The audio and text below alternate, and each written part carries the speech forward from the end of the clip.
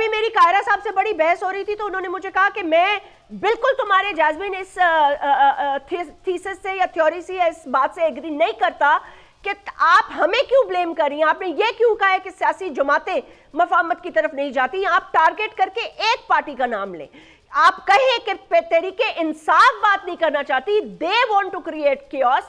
हम तो कब से कह रहे हैं कि मफाहमत करें।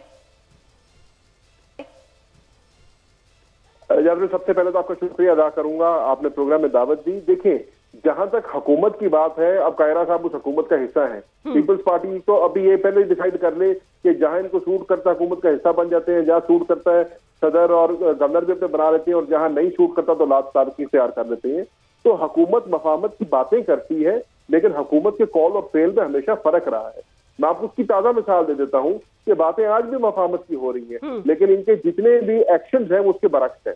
आज इलेक्शन ट्रिब्यूनल्स में ये लेतोलाल से काम ले रहे हैं, हमारे केसेस में ये ताखीरी हरबे अपना रहे हैं, हमारे लोगों को आज भी कैदो बंद में ये पकड़ रहे हैं, आज भी हमारे लोग घरों से उठाए जा रहे हैं।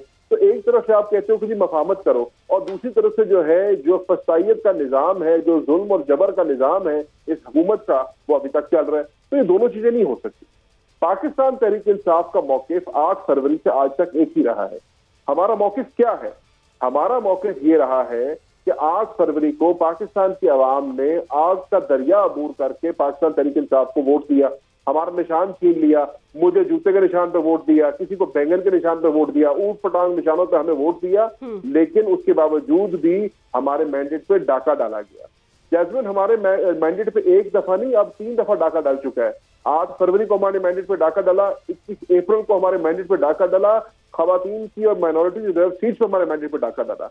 इसलिए हम कहते हैं हम एक सियासी जमात है, हम सियासी कुव्वतों से बात करना चाहते हैं, लेकिन वो 3 जमातें बिलखसूस मुस्लिम लीग नून, पीपल्स पार्टी और M2M जो बेनिफिशरीज ठहरे हैं इस फॉर्म 47 की हुकूमत के, इस 16 सीटों वाली हुकूमत के, उनके साथ बात करने का सवाल पैदा नहीं होता।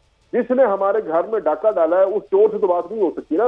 उसके अलावा जितनी सियासी जमातें इस मुल्क में, हम सबसे बात करने को तैयार है। ज़ैन कुरैशी साहब, उसके अलावा है कौन सी जमात से फिर बात करना चाहते हैं? अब सवारे जमात इस्लामी और मौलाना फजलुर रहमान साहब है, उसके अलावा और पाकिस्तान की जमातें। सब्सक्राइब करें और बेल दबाएं ताकि कोई खबर रह न जाए।